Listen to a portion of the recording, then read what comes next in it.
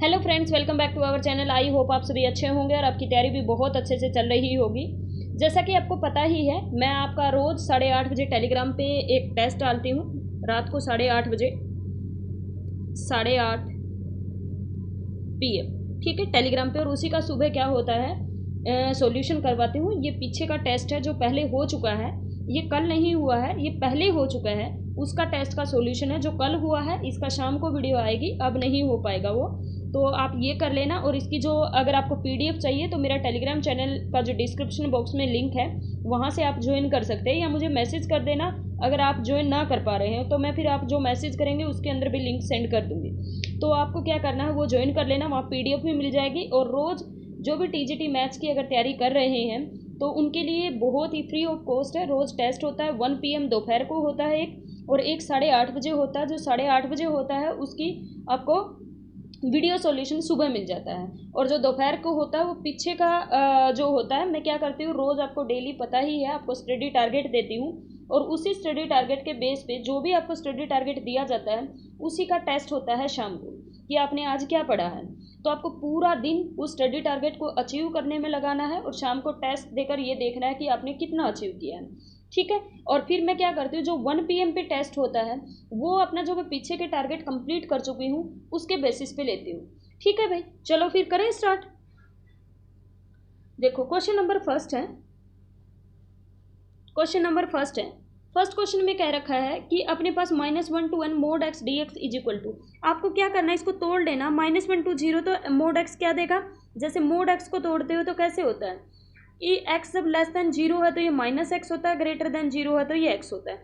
तो यहाँ पे जो वैल्यू होगी वो -x होगी, और प्लस में 0 to 1 पे अपने पास क्या होगी, यहाँ पे x होगी। इसका इंटीग्रेशन करोगे तो x² बाय में 2 हो जाएगा, बाहर माइनस पड़ा है, -1 to 0, और प्लस में x² बाय में 2 हो जाएगा। क्या होगा, ये 0 to 1 होगा। तो यहाँ से माइनस माइनस प्लस हो जाएगा, प्लस हाफ प्लस हाफ, तो इसका आंसर 1 आ जाएगा। ऑप्शन नंबर बी इसका करेक्ट होगा। नेक्स्ट अपने पास क्वेश्चन नंबर सेकंड है। सेकंड में जो भी दे रखा है आपको, सेकंड क्वेश्चन जो दे रखा है इसमें क्या है, एक तो अगर पेपर में ऐसा क्वेश्चन आ जाए तो आपको छोड़ के चलना है। अगर आपको सही वो क्वेश्चन नहीं आता तो मत्थापच्ची नहीं करनी इसको। अगर आपको आता है ये क्वेश्चन आप तभी कर पाएंगे, अगर पहले सोल्व नहीं कर पा रखा तो मुझे नहीं लगता कि आप कर पाएंगे। देखो इसका कैसे करना है, 0 to 1 बोला हुआ है तो 0 से 1 दे रखा है। यहाँ पे कोई f(x) है, मैं इसको लिख सकती हूँ क्या, 1/2 की पावर n लिख दूँ। यहाँ 1 और limit n tends to infinity, यहाँ इन्फिनिटी लगाऊंगी तो 1/∞ 0 बन जाएगा, और यहाँ f(x). बस इसमें खेल इतना ही था। अब n को वेरी करवाते जाओ, जो भी रखना है आपको रख लो। देखो 1 आप 0 तो रख नहीं सकते, क्योंकि 1 से 1 तक क्या हो जाएगा, इंटीग्रेशन 0 हो जाएगा। तो आप क्या रखोगे, 1 से स्टार्ट रखो। तो कितना होगा, 1/2 1 होगा f(x). f(x) क्या कह रखा है, जब 1 से छोटी रहेगी चीज़, n की जगह आपने 1 रखा तो 1/2, 1/2 से छोटी रहेगी तब अपने पास कितना आएगा, n की जगह 1/2 आएगा। लेकिन अगला ये तो फिर 0 हो जाएगा, क्योंकि उसके अदरवाइज तो क्या है, आपके पास 0 है। फिर अपने पास आता है 1/2, 1/2 का स्क्वायर से क्या आएगा, 1/2। फिर यहाँ पे कह रखा जब n की जगह आपने 2 पुट किया, 2 पुट करोगे तो 1/2 स्क्वायर, 1/2 स्क्वायर होगा जब x की वैल्यू इससे लेस होगी, किससे, 1/2 स्क्वायर से। 1/2 स्क्वायर से लेस होगी तो आपके पास कितना आएगा, 1/2 की पावर कितना आएगा, 1/2 आएगा। फिर अपने पास क्या करोगे, 1/2 की क्यूब से ऐसे लेते जाओगे और यहाँ से एक सीरीज बन जाएगी। ऑप्शन नंबर क्या आ जाएगा, C आ जाएगा। इसको क्या करोगे, 0 से 0 हो गया, यहाँ पे क्या आ जाएगा, 1/2 बाहर आ जाएगा, 1 - 1/2, 1 - 1/2 का 1/2 - 1/2 का स्क्वायर 1/2, एक GP सीरीज बन जाएगी। फॉर्मूला लगा देना, ऑप्शन नंबर C इसका फिर करेक्ट हो जाएगा। नेक्स्ट अपने पास है question number third. Which of the following is true. भाई constant function is Riemann integrable, ये DSSB के लिए वेरी इंपॉर्टेंट क्वेश्चन है। इस तरह के क्वेश्चन DSSB में ही पूछे जाते हैं। कॉन्स्टेंट फंक्शन हमेशा रिमान इंटीग्रेबल होता है, ट्रू है। Constant function not Riemann integrable, गलत बात। कॉन्स्टेंट फंक्शन में और मे नॉट भी, नहीं। Constant function always Riemann integrable, option number A क्या होगा, करेक्ट होगा, ठीक है भाई। नेक्स्ट अपने पास दे रखा है ग्रेटेस्ट इंटीजर। ये दे रखा है अपने पास, क्या दे रखा है, ग्रेटेस्ट इंटीजर। ग्रेटेस्ट इंटीजर के अंदर इसको भी, ग्रेटेस्ट इंटीजर को आपको पता तोड़ना पड़ेगा। 0 to 1 कर लो, 1 to 2 कर लो, और 2 to 3 कर लो। आपको पता है ग्रेटेस्ट इंटीजर 0 to 1, जीरो से अगर थोड़ा सा भी, 1 से थोड़ा सा भी कम लोगे तो ग्रेटेस्ट इंटीजर हमेशा 0 होता है। 1 to 2 में अपने पास इंटीजर कितना आएगा 1, मैक्सिमम वैल्यू 2 है, 2 से जब तक छोटे रहेंगे तो 1 ही आएगा, 2 से 3 में 2 आएगा। बस इसका करो भाई, यहाँ 2 माइनस में 1, 1 को बाहर ले लोगे, 2 माइनस में 1, इंटीग्रेशन कितना होगा यहाँ पे x का 2 माइनस में 1, तो ये अपने पास 1 और प्लस में अपने पास 2 इंटू में 1 कितना आ गया 3, तो ऑप्शन नंबर डी इसका क्या होगा करेक्ट होगा। अब नेक्स्ट है क्वेश्चन नंबर 5। क्वेश्चन नंबर 5 में दे रखा है f डिफाइंड है 0 to 2, रैशनल पे ये है, इरेशनल पे ये। आपको देखना अपर रिमान और लोअर रिमान, इसका जब भी अपने पास इंटीग्रेशन करोगे डायरेक्ट इंटीग्रेशन कर दिया करो, एक्स स्क्वायर प्लस में एक्स की क्यूब बटे में 3, और क्या लेना आपको 0 to 2, तो यहाँ से जो वैल्यू आएगी वो अपने पास 0 to 2 या 4 बाय में 2 अपने पास 2 हो जाएगी, 8 बाय में कितना हो जाएगा 3, ये 6 और ये 14 बटे में 6, 14/3। ये अपने पास जो भी लोअर वैल्यू देगा वो लोअर इंटीग्रल होता है, जब रैशनल और इरेशनल दे रखा हो अपर देगा वो अपर इंटीग्रल, इसका इंटीग्रेशन करोगे तो 20/3 आ जाएगा, इसका जो अपर इंटीग्रल आएगा वो 20/3 आएगा, लोअर इंटीग्रल 14/3 आएगा इस क्वेश्चन में। इस तरह बस ऐसे ही करना होता है जब रैशनल और इरेशनल पे आपको दे रखा हो तो इस क्वेश्चन में, लेकिन इनमें से कोई भी ऑप्शन करेक्ट नहीं है, तो इसके none of the option is correct. Lower integral क्या आएगा 14/3, अपर आएगा 20/3, ठीक है। नेक्स्ट अपने पास f1 और f2, ये भी इंपॉर्टेंट क्वेश्चन है। f1 और f2 रिमान इंटीग्रेबल फंक्शन दे रखा, तो इसको किसके इक्वल, भाई अलग अलग रिमान इंटीग्रेबल, ये कहता है a to b f plus में f1 प्लस f2 इक्वल होता है, इंटीग्रेशन अलग अलग हो जाता है f1 इंटीग्रेशन f2, तो देख लो भाई कौन सा है, ये देखो लगेगा तुम्हें यही है, लेकिन यहाँ b से a कर रखा तो ये गलत है, ये गलत है, ऑप्शन नंबर सी इसका क्या होगा करेक्ट होगा। थोड़ा ध्यान से पढ़नी बस स्टेटमेंट। अगर अपने पास रैशनल पे दे रखा है 0, अब आपको पता है लोअर इंटीग्रल इसका 0 आएगा और अपर इंटीग्रल इसका 1 आएगा हमेशा, अपर इंटीग्रल। ये फंक्शन इज नॉट, जब भी पॉइंट ऑफ डिसकंटिन्यूटी किस पे है, पॉइंट ऑफ डिसकंटिन्यूटी पूरे के रियल नंबर पे है, तो इसका मतलब जब ये फंक्शन जो होता है ये अपने पास क्या नहीं होता रिमान इंटीग्रल। आप ये देखा करो पॉइंट ऑफ डिसकंटिन्यूटी कितनी, पूरे के पूरे रियल पे डिसकंटिन्यूटी, लेफ्ट हैंड लिमिट लोगे 0 आ जाएगी, राइट हैंड लिमिट लोगे 1, क्योंकि रैशनल पे अलग दे रखा है, रैशनल पे अलग दे रखा है, तो अपने पास ये नॉट रिमान इंटीग्रेबल होगा, ऑप्शन नंबर सी इसका करेक्ट ऑप्शन होगा। नेक्स्ट अपने पास है, ये भी सेम वैसा ही है, देखना एक बार, ये देखो f दे रखा, g दे रखा, दो फंक्शन पूछ रहा कौन कौन से रिमान इंटीग्रेबल होंगे और कौन से अपने पास नहीं होंगे। अब देखो इसके अंदर देखोगे आप तो point of discontinuity 1/n type का फंक्शन दे रखा, सिर्फ अपने पास कितनी होगी काउंटेबल पॉइंट ऑफ डिसकंटिन्यूटी होगी, 1/n पे फंक्शन क्या है 1/n, 0 ही वैल्यू देगा इस पे भी, तो left hand right hand limit अपने पास क्या होती जाएगी इक्वल होती है, लिमिट एग्जिस्ट करती जाएगी हमेशा, लिमिट तो एग्जिस्ट करनी चाहिए ना, तो अपने पास क्या होगा इसके ये फंक्शन जो है ये रिमान इंटीग्रेबल, इस पर लिमिट ही एग्जिस्ट नहीं करेगी 1/n फंक्शन पे, तो ये नॉट रिमान इंटीग्रेबल फंक्शन हो जाएगा, ठीक है। तो f is Riemann integrable, g is not Riemann integrable, option number B इसका करेक्ट होगा। नेक्स्ट अपने पास कहता है कि एक रियल वैल्यूड बाउंडेड फंक्शन दे रखा है m और m, ग्रेटेस्ट और लीस्ट और ग्रेटेस्ट लोअर बाउंड और अपर, ग्रेटेस्ट लोअर बाउंड ये होता है, लीस्ट अपर बाउंड अपने पास ये होता है दे रखा, तो इसके अंदर जो लोअर बाउंड होता है m b माइनस a हमेशा लेस देन इक्वल टू होता है greatest upper bound, option number C इसका करेक्ट हो जाएगा, क्योंकि ये है ना बिल्कुल फैक्चुअल क्वेश्चन है जिसका मैंने थ्योरी पोर्शन है यूट्यूब पे करवा रखा है, इस वीडियो के डिस्क्रिप्शन बॉक्स में उस यूट्यूब वीडियो का मैं लिंक भी दे दूंगी, अगर किसी ने थ्योरी पोर्शन नहीं पढ़ रखा वहाँ मैंने अच्छे से पढ़ा रखा है ये। नेक्स्ट अपने पास क्या है, एक रियल वैल्यूड बाउंडेड फंक्शन दे रखा है f ऑफ x का, रिमान इंटीग्रेबल कब होगा, रिमान इंटीग्रेबल होने के लिए upper integral is equal to में लोअर इंटीग्रल होना चाहिए, तभी वो रिमान इंटीग्रेबल होगा, अदरवाइज नहीं होगा, ऑप्शन नंबर बी, यहाँ ये लगा लो ये ऊपर आएगा, ऑप्शन नंबर बी इसका करेक्ट होगा। नेक्स्ट अपने पास है question number 11, f of x दे रखा है आपके पास, ये दे रखा पार्टीशन, देखो भाई ये पार्टीशन ऐसे होगी 0 से 1/3 होगा, और फिर दूसरी अपने पास 1/3 से 2/3 होगी, और फिर अपने पास होगा 2/3 से 1 होगा, ठीक है। अब मैं एक समझा देती हूँ, एक आप निकाल देना, ठीक है। अब मैं सबसे पहले निकाल रही हूँ UFP, जो UFP है ना भाई वो क्या होगा, अब ये तो समझ में आ ही गया है, UFP देखो UFP क्या होगा, UFP क्या होता है अपने पास, UFP अपने पास होगा कि M1 ये होता समेशन mi डेल एक्स आई, ठीक है, M1, अब इसमें 3 पार्टीशन बनाई थी तो इसको लिखोगे M1 del x1 plus M2 del x2 plus m3 del x3। m1 क्या होगा, जो पहले वाली तुमने ये वाली पार्टीशन बनाई है ना, इनका सुप्रीमम ले लो। तो कितना सुप्रीमम, 1/3। डेल x1 होता है इनके बीच का अपने पास, ये b हो गया, ये b माइनस में a, तो 1 में कितना आ जाएगा 3। m2 फिर इन दोनों का सुप्रीमम कितना है 2/3, और डिफरेंस इन दोनों का वही 1/3। फिर इन दोनों का सुप्रीमम है 1 और डिफरेंस कितना आएगा 1/3। तो ऊपर कितना हो गया भाई, यहाँ पे 3 से मल्टीप्लाई कर लो, 3 से डिवाइड, 3 और 2 5 और 1 6, 6/9, तो कितना हो गया अपने पास 2/3। समझ में आया। तो अपर सम 2/3 होगा एक ही ऑप्शन में। अगर लोअर निकालना हो तो क्या होता है, यहाँ स्मॉल m1 होता है। स्मॉल m1 मतलब इनका इन्फीमम, पहले में हो जाएगा 0 और इनटू में 1/3, फिर दूसरे में अपने पास इन्फीमम कितना आएगा 1/3 और इनटू में 1/3, अगले में आएगा 2/3 इंटू 1/3, तो आएगा 3 में अपने पास 9, तो 1/3। तो ऑप्शन नंबर ए करेक्ट होगा। ठीक है भाई, आई समझ में।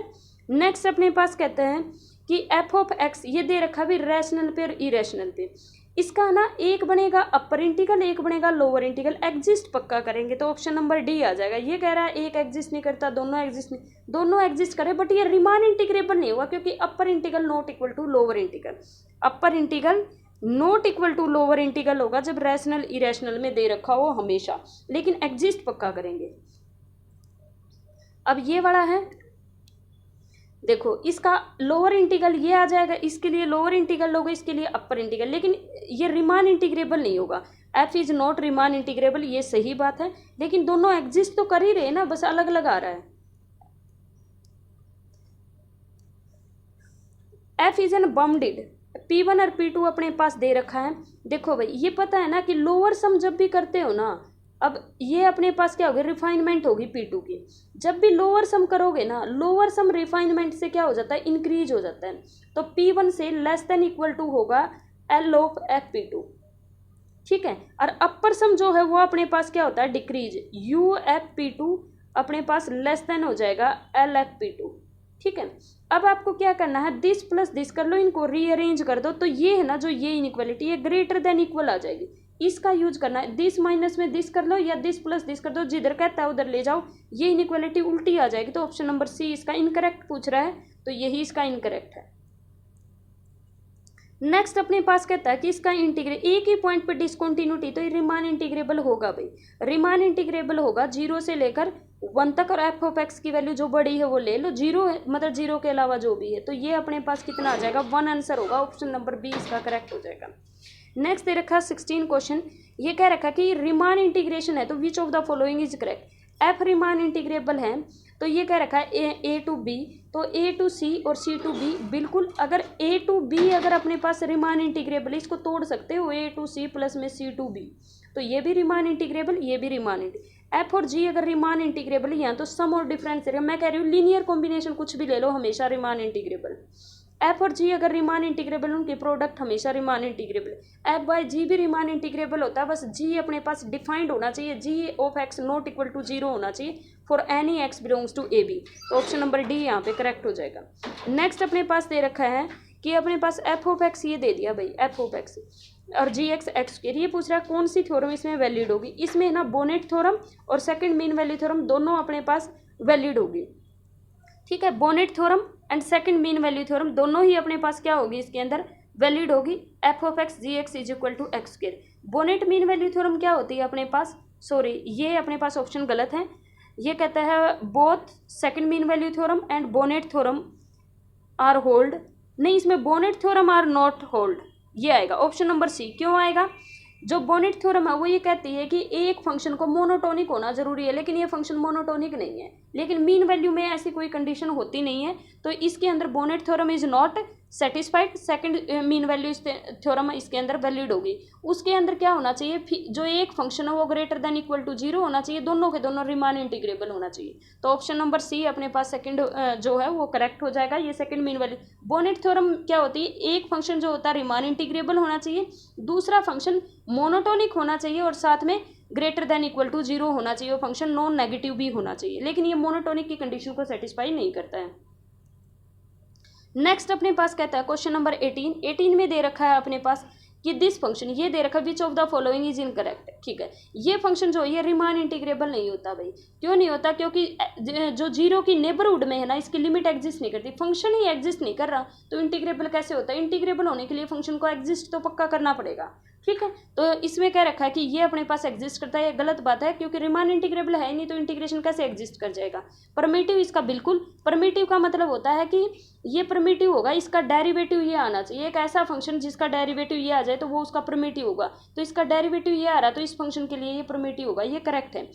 डज नॉट एग्जिस्ट, ये भी करेक्ट, तो ऑप्शन नंबर ए, क्योंकि नॉट करेक्ट पूछा तो ए ऑप्शन करेक्ट हो जाएगा।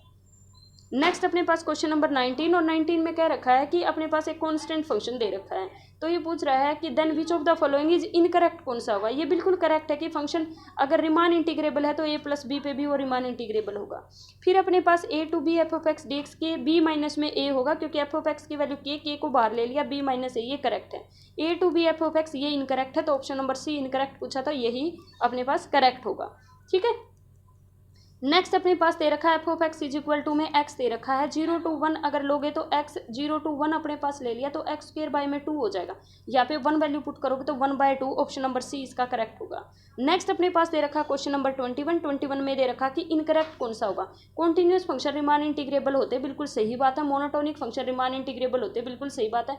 Bounded function is Riemann integrable, गलत बात। अभी हमने किया था कि एक्स बिलोंग करता है रैशनल से तो 1 वैल्यू है, एक्स बिलोंग करता है इरेशनल नंबर से तो 0 वैल्यू। ये फंक्शन देखो 1 और 0 दो ही वैल्यू दे रहा है, तो फंक्शन तो बाउंडेड है, बट ये क्या नहीं है? रिमान इंटीग्रेबल नहीं है, ऑप्शन नंबर सी अपने पास क्या हो जाएगा? करेक्ट।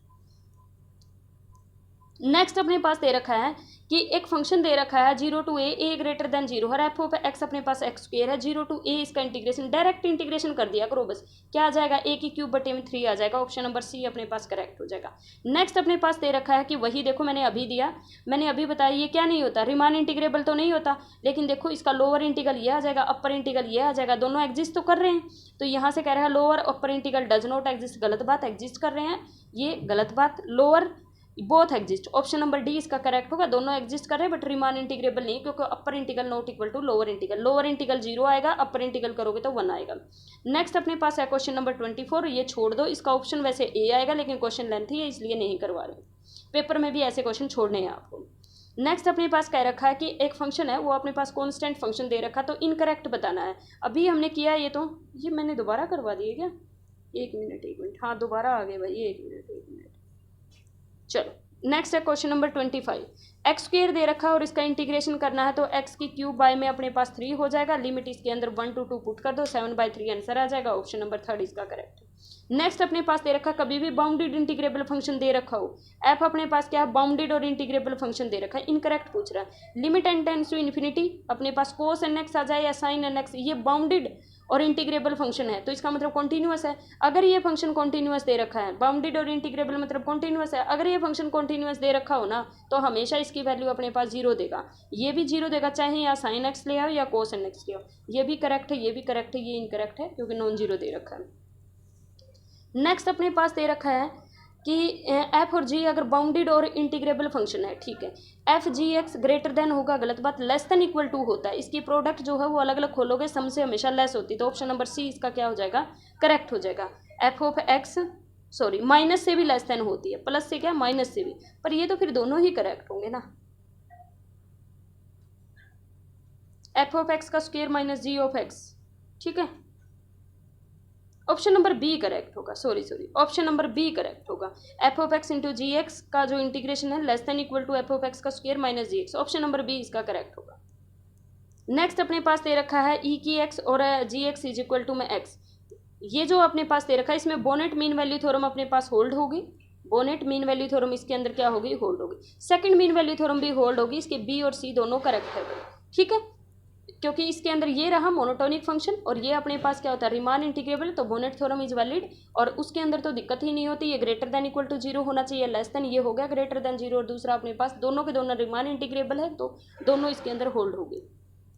नेक्स्ट अपने पास दे रखा है क्वेश्चन नंबर, ये छोड़ दो भाई, क्वेश्चन नंबर 29। नेक्स्ट अपने पास दे रखा है कि f1 और f2 अगर दो रियल वैल्यूड बाउंडेड फंक्शन दे रखा है जो डिपेंड करते हैं इन द पार्टीशन, ठीक है, अपर सम की जो पार्टीशन होती है वो लेस देन इक्वल टू होती है, और अगर लोअर सम आ जाता है यहीं पे एफ1 प्लस में f2, ये ग्रेटर होता है LP f1 प्लस LPF2, ये इससे ग्रेटर होगा और ये वाला लेस होता, तो ऑप्शन नंबर बी इसका करेक्ट होगा। नेक्स्ट अपने पास दे रखा है क्वेश्चन नंबर अपने पास होगा 31 में दे रखा कि ये लोअर इंटीग्रल अपर इंटीग्रल दोनों के दोनों रिमान इंटीग्रेबल हैं, तो रिमान इंटीग्रेबल होगा तो लोअर इंटीग्रल हमेशा लेस देन होगा अपर इंटीग्रल से। नेक्स्ट अपने पास दे रखा है कि रिमान इंटीग्रेबल फंक्शन दे रखा है लैम्डा, अगर कोई भी रियल वैल्यू दे रखा है तो ये कहता है लैम्डा एफ ऑफ एक्स, ये अपने पास इक्वल होती है भाई इसके, ठीक है। लैम्डा को अंदर ले जाओ बाहर ले जाओ, रिमान इंटीग्रेबल है तो कोई दिक्कत नहीं है, ऑप्शन नंबर ए होगा। वीडियो को ज़्यादा से ज़्यादा लोगों तक शेयर करना, चैनल को सब्सक्राइब करना। Thank you so much, bye bye, मिलते हैं नेक्स्ट क्लास में।